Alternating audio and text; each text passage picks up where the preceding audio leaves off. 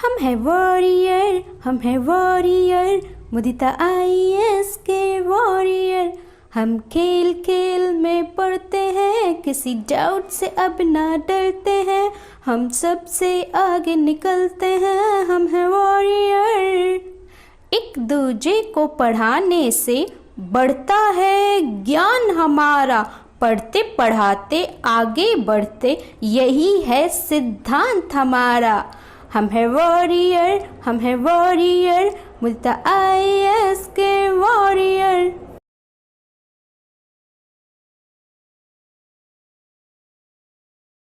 Sunday को बनाते हैं फंडे और एक बेस्ट स्ट्रैटेजी शेयर करने वाली हूँ मैं आप लोगों से। Category C students, this is me Mudita and welcome on Mudita IAS warriors. अगर आप जानना चाहते हैं कि कैटेगरी C कौन सी है, B कौन सी है, A कौन सी है, तो आई बटन में उसका वीडियो है, वहाँ से जाकर पहले ही उस वीडियो को देख लें, उसके बाद ही इस वीडियो को आगे देखें। So best strategy for mid term examination. आपको पता है 1 अप्रैल से, यानी अप्रैल फूल के दिन से ही आप लोगों का मिड टर्म एग्जाम लिया जा रहा है। फर्स्ट डे ही आपका मैथ्स एग्जाम है। तो स्टार्ट करते हैं इस इंटरेस्टिंग सेशन को। फर्स्ट ऑफ ऑल, एग्जाम का डर होगा गायब। सबसे पहले तो जिन बच्चों को डर अभी भी डर लग रहा है कि भाई 1 हफ्ता बचा है या मैक्सिमम 10 दिन बचा है और आप लोगों ने कुछ तैयारी नहीं कर पाए हैं या आप लोग को 33% मार्क्स लाने में डर लग रहा है, तो यहाँ ये जो 2 पॉइंट्स आपको लिखे हुए नज़र आ रहे हैं, इन दोनों पॉइंट से अभी आपका डर मैं सबसे पहले ख़त्म करना चाहती हूँ। उसके बाद मैं आपको स्ट्रैटेजी शेयर करूँगी कि आपको किस तरीके से तैयारी करनी है math, science and other subjects की। तो फर्स्ट ऑफ ऑल, अगर आप लोग इस वीडियो को देख रहे हैं तो इसी वक्त आपका डर इस बात से खत्म हो जाना चाहिए कि ऑब्जेक्टिव क्वेश्चन, देखिए गाइज, यहाँ पे आपके 15 to 16 क्वेश्चन जो होंगे वो ऑब्जेक्टिव होंगे। ऑब्जेक्टिव में जैसे हमने वर्कशीट में करा था, यानी कि MCQ टाइप क्वेश्चन, इसके अलावा true false, fill in the blanks. तो 16 नंबर के, तो सोचिए 16 नंबर के तो लगभग ऑब्जेक्टिव क्वेश्चन है। और ये क्वेश्चन तो आप ऐसे ही कर सकते हैं, अगर आपने वर्कशीट कर रखी है, या तो वही थोड़ा आगे पीछे से पूछ के भी कर सकते हैं। इसे फिलअप भरना है, टिक द करेक्ट करना है और यहीं से आपको मार्क्स मिल जाते हैं। 80 में से 33% कितना हुआ? पासिंग के लिए कितना चाहिए? Just you want to just 27 और 28 मार्क टू गेट पास। आपको 27 या 28 नंबर पास होने के लिए चाहिए, ठीक है। 27 यहाँ से आपने ले लिए 16। इसके बाद अगर आप 2 या 3, मैक्सिमम 3 या 4 क्वेश्चन के आप पूरे पेपर में 30 में से 3 या 4 क्वेश्चन आपको सही से रिटर्न वाले नहीं आते होंगे, अगर आप 3 या 4 क्वेश्चन करते हैं तो भी आप कट ऑफ पास कर लेते हैं, तो भी आप 28 मार्क्स बहुत ही ईजिली अटेन कर लेंगे, ठीक है। तो पास होने का तो डर खत्म हो जाना चाहिए। दूसरा पॉइंट ये है कि each chapter contain 10 to 12 mark. देखिए लगभग जो आपके चैप्टर आ रहे हैं, किसी सब्जेक्ट में 5 चैप्टर आ रहे हैं, किसी सब्जेक्ट में 6, किसी सब्जेक्ट में लाइक 7 चैप्टर आ रहे हैं। तो मोटा मोटी मान के चलिए, अगर 7 चैप्टर आ रहा है किसी सब्जेक्ट में और आपका 80 नंबर का पेपर है, तो एक चैप्टर 10 या 12 नंबर का है, ठीक है। एक चैप्टर, ध्यान से सुनिए, एक चैप्टर 10 या 12 नंबर का है। तो अगर आप 3 चैप्टर भी कवर करते हैं, सिर्फ 3 चैप्टर भी कवर करते हैं, तो 30 नंबर हो जाते हैं और आप पास हो जाते हैं। यानी अगर आप पूरा नहीं करते, सिर्फ 3 चैप्टर सही से करके जाते हैं, तो भी आप पास हैं। तो यहाँ से आप लोग का जो फेल होने का डर है ना, आई होप वो क्लियर ख़त्म हो गया होगा। नहीं ख़त्म हुआ है तो भी इसी वक्त पहले कमेंट सेक्शन में, ठीक है, वीडियो को पोस्ट करो और कमेंट में लिखो कि मैं पास हूँ, ठीक है, मैं पास हो गया, मैं पास हो गई, माय नेम इज़ दिस, और मैं पास हो गया। और मैं आपको गारंटी देती हूँ, जो 1 अप्रैल को आप एग्ज़ाम दे दोगे ना, उसके बाद रिजल्ट आएगा, उसके बाद फिर से आना इस वीडियो पे और आके अपना कमेंट पढ़ना, तब आपको विश्वास हो जाएगा। शायद अभी आपको उतना कॉन्फिडेंट ना हो, लेकिन इस स्ट्रैटेजी को फॉलो करने के बाद आप पास होंगे, मुझे इतना भरोसा है। अगर आपको नहीं है तो अभी यहाँ पे लिख दो कि मैं पास हो गया, मैं पास हो गई, और अगर नहीं है तो रिजल्ट आने के बाद you have to confirm that, okay. और अगर उसके बाद कोई बच्चा फेल होता है तो स्कूल और टीचर का नाम बता देना, ठीक है, वैसे ऐसा होगा नहीं। अब हम बात करते हैं सब्जेक्ट की। सबसे पहले बात करते हैं मैथ्स की, क्योंकि मैथ जो है ना, बच्चों के सर पे सवार हो जाता है कि भाई मैथ नहीं, पता नहीं क्या है। तो सबसे पहले मैथ्स में देख लीजिए, चैप्टर आपके जो आ रहे हैं वो आ रहे हैं 1, 2, 3, 6, 11, 13, 15, ये आपके चैप्टर हैं। अब इसमें से देखिए, सबसे पहले मैंने कैटेगरी C को क्यों लिया, क्योंकि C में वो बच्चे हैं जो भाई पानी में कूद गए हैं, ठीक है, लेकिन उन्हें तैरना ही नहीं आता, डूब रहे हैं, तो सबसे पहले उनको बचाने की ज़रूरत है ना जो डूब रहे हैं। बाकी जो कैटेगरी बी में है, ए में है, उन बच्चों को तो हम बाद में बचा लेंगे क्योंकि उन लोगों को तो तैरना आता है। तो सबसे पहले मैंने आपके लिए स्ट्रैटेजी तैयार की है, फिर अदर कैटेगरी के लिए। तो देखिए मैथ्स में आपको ये चैप्टर्स आ रहे हैं, इसमें से सबसे पहले आपको क्या करना है वो मैं बताती हूँ। आपको 13 चैप्टर नहीं करना है, जस्ट क्रॉस इट। क्या करना है वो मैं आपको केयरफुली बताऊंगी। 13 चैप्टर पे अभी आपको नहीं जाना है। देखिए ये मत सोचिए कि दाल चावल रोटी सब्जी सब कुछ पकाना है हमें, भले वो कचरा बन जाए, सिर्फ दाल रोटी बनाओ पर मस्त बनाओ, यही फॉलो करना है आपको टेक्निक। क्या करना है, स्टेप 1। स्टेप 1 में आपको जाना है, सबसे पहले आपको करना है चैप्टर 1, चैप्टर 11, चैप्टर 15। ये चैप्टर मैं क्यों बोल रही हूँ, ये चैप्टर ऐसे हैं जो हर एक बच्चा कर सकता है, हर एक बच्चा कर सकता है। इवन उन स्टूडेंट्स को मैंने कराया है जो प्लस माइनस करना नहीं जानते थे क्लास 9 में। ऑलराइट, तो 1 चैप्टर इसका मैंने ऑलरेडी वीडियो बना दिया है रिवीजन का, अगर आपने नहीं देखा है तो वो देख ले। फर्स्ट रिवीजन का मैंने 1 चैप्टर का मैंने जितना क्वेश्चन उसमें कराया है ना वीडियो में, सिर्फ उतना कर लो, मोर देन इनफ है, ठीक है। इसके बाद चैप्टर 15 यानी कि प्रोबेबिलिटी का भी मैंने वीडियो बना दिया है रिवीजन का, वो आप देख लो, वो कर लो। यहाँ से 10 नंबर हो जाते हैं बेटा, यहाँ से 10 नंबर या 9 नंबर तो हो ही जाते हैं, 18 नंबर तो आपके यहीं से हो गए। उसके बाद 11 चैप्टर, 11 जो कंस्ट्रक्शन है, यहाँ से आपके 2 क्वेश्चन या 3 क्वेश्चन मिल जाएंगे, ठीक है। और कंस्ट्रक्शन भी बहुत ईजी है, बस आपको एक बार सीखना है और यहाँ से भी आपके 7 to 8 मार्क्स जो हैं वो हो जाएंगे। तो इन 3 चैप्टर से ही बेटा आप पास हो जाते हो। अगर आप इन 3 को कर लेते हो, स्टेप 1 को फॉलो कर लेते हो, तो ही आप पास हैं, ठीक है। इसके बाद आपको 3 चैप्टर, स्टेप 1 में आपको ये सारे चैप्टर करने हैं और ये बहुत इजी हैं। और इसका मैंने 2 का तो वीडियो बना दिया है। कंस्ट्रक्शन आई होप आता होगा, नहीं आता होगा तो इसका भी वीडियो बना दिया जाएगा। थर्ड चैप्टर में कुछ है ही नहीं, बस आपको पता होना चाहिए कि पॉइंट्स, जैसे मैंने बोल दिया 3,2 को लोकेट करो, ठीक है। तो आपको पता है ये एक्स एक्सिस होती है, ये वाई एक्सिस होती है, 1 2 3, तो 3 और इधर 1 2, 3,2 यानी ये पॉइंट हो जाएगा। तो 3,2 को लोकेट कर दिया। 5,4, तो यहाँ एक्स एक्सिस वाई एक्सिस आपको क्वाड्रेंट्स पता होना चाहिए कि first quadrant, second quadrant, third quadrant and this is fourth quadrant. Abscissa किसे बोलते हैं, कोऑर्डिनेट किसे बोलते हैं, और पॉइंट्स को लोकेट करना आना चाहिए, दैट्स इट। इसके बाहर थर्ड चैप्टर में से कुछ भी नहीं आता। तो आपको सबसे पहले स्टेप 1 के ये 4 चैप्टर पक्के कर लेने हैं, जिसमें से 1 और 15 के मैंने जितने वीडियो में क्वेश्चन कराए हैं उतने कर लो, इनफ है। कंस्ट्रक्शन में एंगल्स बनाना सीख लो। एंगल में भी most important 75 degree, 135 degree, 105 degree and 22.5। 22.5 क्या होता है, 45 का आधा, 90 का आधा 45 और 45 का आधा 22.5। ये एंगल्स बनाना सीख लो।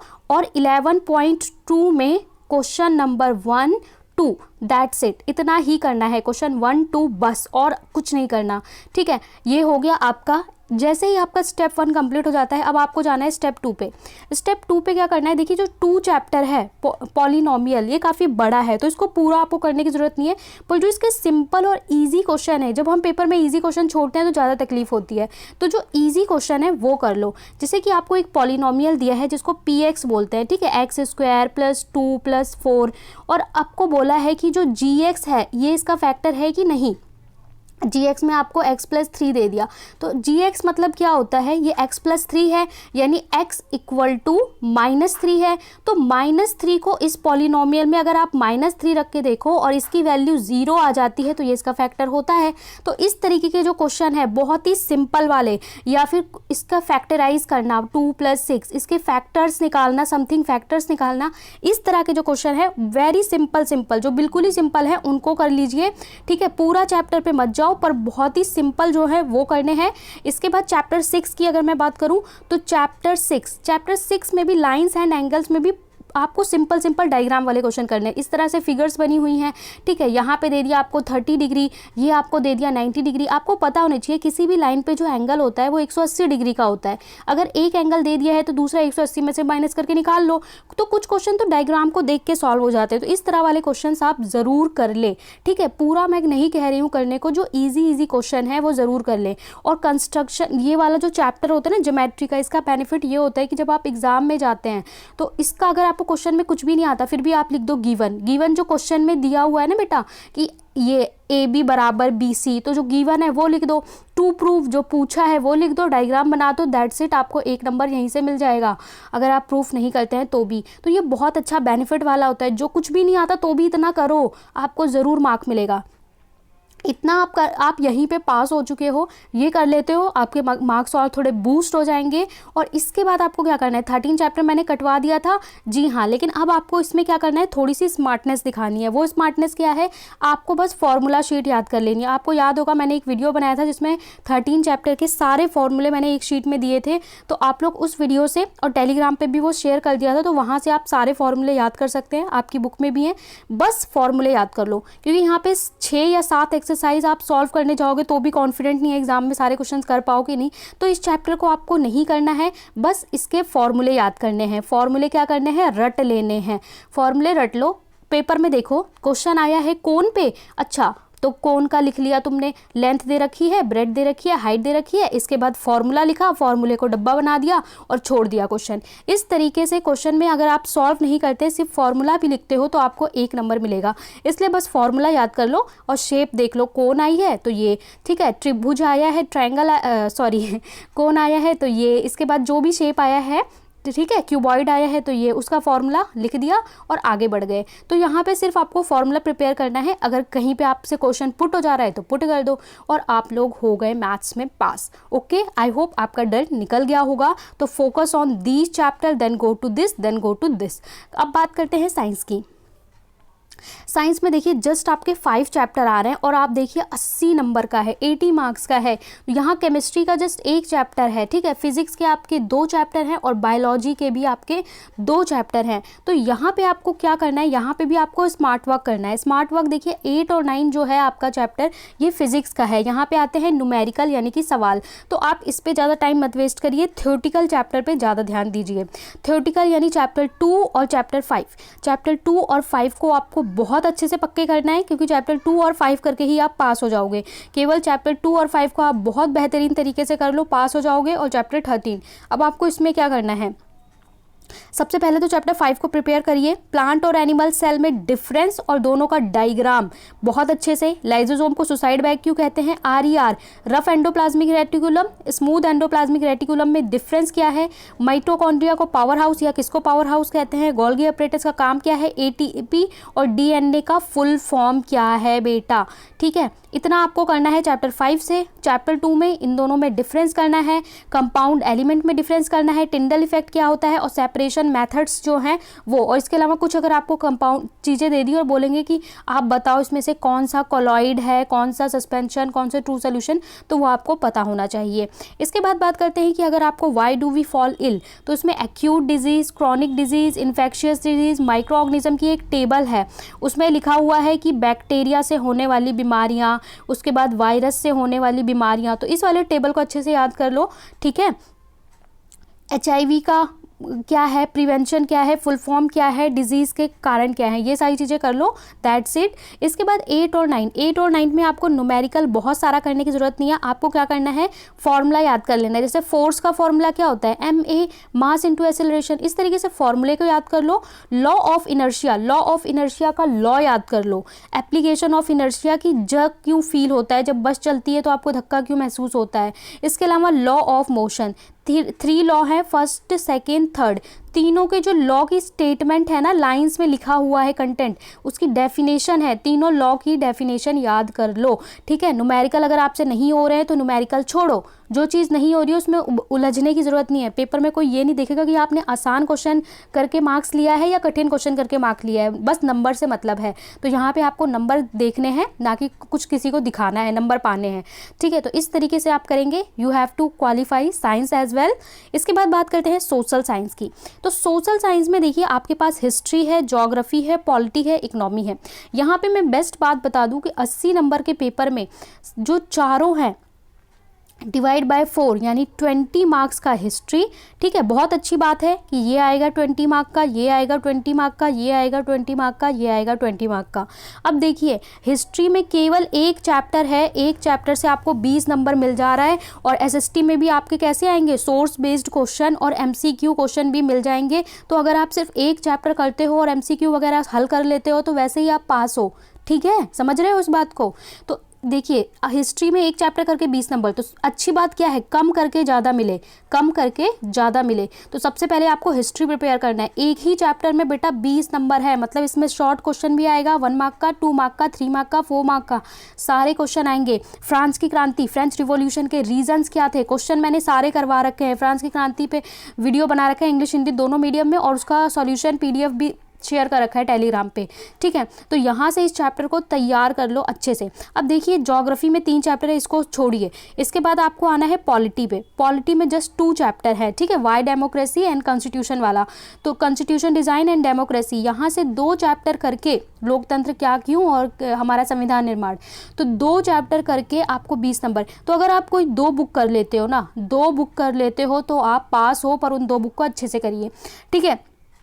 इसके बाद आपको करना है इकोनॉमिक। इकोनॉमी के क्वेश्चन और अच्छे होते हैं, आसान होते हैं। इसको बस आपको चैप्टर को रीड कर लेना है, और इसके बाद अगर आपके पास टाइम बचता है और अगर आपको लगता है आप कर सकते हैं, तो आपको ज्योग्राफी के चैप्टर 1, 2 कर लेने चाहिए, ठीक है। तो सबसे पहले आपको हिस्ट्री, पॉलिटी और इकोनॉमिक कवर कर लीजिए, आप पास हैं। अगर आपके पास टाइम बचता है तो ज्योग्राफी करिए, वरना कोई बात नहीं, ठीक है, आप लोग पास हो जाएंगे। अब बात करते हैं हम अदर सब्जेक्ट की। आप बोलेंगे यहाँ पे तो कुछ लिखा ही नहीं है, तो लैंग्वेज सब्जेक्ट इंग्लिश, हिंदी और संस्कृत। इंग्लिश, हिंदी और संस्कृत में मैंने कुछ क्यों नहीं लिखा, तो देखिए जो लैंग्वेज सब्जेक्ट उसमें होते हैं, उसमें नो वन फेल, कोई फेल नहीं होता। अगर आप बिना पढ़े भी मुंह उठा के जाते हैं तो कोई भी फेल नहीं होता। कैसे, देखिए जो इंग्लिश का पेपर होता है, यहाँ पे 2 पैसेज होते हैं, अनसीन पैसेज। अनसीन मतलब वहीं पे पढ़ो और वहीं पे हल करो, ठीक है। और वो एक 10 नंबर का होता है, एक 8 नंबर का, तो 18 नंबर का, तो वहीं पे आपको 18 से 20 नंबर का आपको वहीं पे मिल जाता है ऑन द स्पॉट। हिंदी में भी पैसेज आते हैं। उसके बाद फिर आपके आते हैं पोयम का,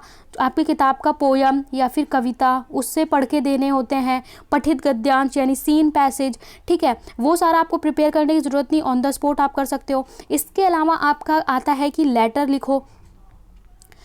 लिखो या पत्र लिखो, ठीक है। इसके अलावा आपको आएगा पैराग्राफ लिखो, ठीक है बेटा, या नोटिस लिखो, या ठीक है। तो इसके लिए आपको क्या करना है, ये सारी चीज़ें आप कर लेते हो, थोड़ी सी ग्रामर कर लेते हो। तो अगर आप बुक के क्वेश्चन आंसर, NCERT के क्वेश्चन आंसर नहीं भी करके जाते याद, तो भी आप पेपर में पास हो जाओगे। और आपको क्वेश्चन आंसर के लिए बस आपको क्या करना है, वैल्यू पॉइंट्स को याद कर लेना है। आपके पास सपोर्ट मटेरियल होगा इंग्लिश में, उसको लो और उसमें वैल्यू पॉइंट दिए हुए हैं। तो चैप्टर के वैल्यू पॉइंट्स को याद कर लो, वहां से आपसे कोई भी क्वेश्चन पूछा जाए, you are able to give the answer, ठीक है। वैल्यू पॉइंट को 4-5 बार लिख लो। और अगर लेटर आपको याद नहीं होता, इंग्लिश में दिक्कत है, तो लेटर का पेपर में फॉर्मेट बना देना। फॉर्मेट मतलब क्या होता है, द, प्रिंसिपल, उसके बाद यहाँ पे कुछ लाइन्स लिखनी होती हैं लाइक एड्रेस, यहाँ पे आपको सब्जेक्ट लिखना होता है, उसके बाद सर या मैडम, उसके बाद 3-4 लाइन छोड़ के अपना नाम लिख दो, और 3-4 लाइन में लिख दो कि with due respect it is stated I am a student of this. उसके बाद अगर आपको कुछ समझ में आता है तो क्वेश्चन से लाइन लिख दो, वरना छोड़ दो। इसी तरह हिंदी में, उसी तरह संस्कृत में, सब कुछ पेपर में आया होता है, इसमें कुछ याद नहीं करना होता। फिल सब कुछ क्वेश्चन में से फिल करना होता है। तो आप ऑलरेडी सब सारे सब्जेक्ट में पास हो चुके हैं, कॉन्ग्रेचुलेशन। अगर आपको समझ में आ चुका है इस टेक्निक को, तो आज से लग जाओ। 10 दिन बचा है, अब टाइम वेस्ट करने का बिल्कुल भी नहीं है। जितना बताया है उतना पढ़ लो, आप लोग पास हैं। और देखिए जो बच्चे टॉपर होते हैं ना, वो लोग हमेशा ये चाहते हैं कि कोई भी स्ट्रैटेजी या टेक्निक अगले को ना बताएं। क्यों? क्योंकि उनका एक नंबर बहुत कीमती होता है। लेकिन जो बच्चे पास होने के लिए कर रहे होते हैं ना, दे आर वेरी काइंड, वो लोग बड़े दयालु होते हैं। दयालु क्यों होते हैं? उन्हें लगता है भाई मेरे 30 नंबर आ गए, चल भाई तू भी 30 का कर ले, तू भी पास हो जा। तो तुम लोग बड़े दयालु नेचर के हो। तो आप लोग को क्या करना है, इसको ज़्यादा से ज़्यादा शेयर करना है। और भी बच्चे जो डर रहे हैं, पास होने से जिन्हें डर लग रहा है, उनके साथ शेयर करें, उन्हें भी ये टेक्निक समझाएं कि कम करिए और आप पास हो जाएंगे। बस इतना करना है, ठीक है। और लाइक कर दें, शेयर कर दें, और चैनल को सब्सक्राइब करें भी और करवाएं भी। टेलीग्राम पे फॉलो कर लें, क्योंकि वहीं से आपको कंटेंट मिलता है, PDF मिलता है। खबरी पे फॉलो कर लें, वहाँ से आप रिवीजन कर सकते हैं ऑडियो से। Bye bye.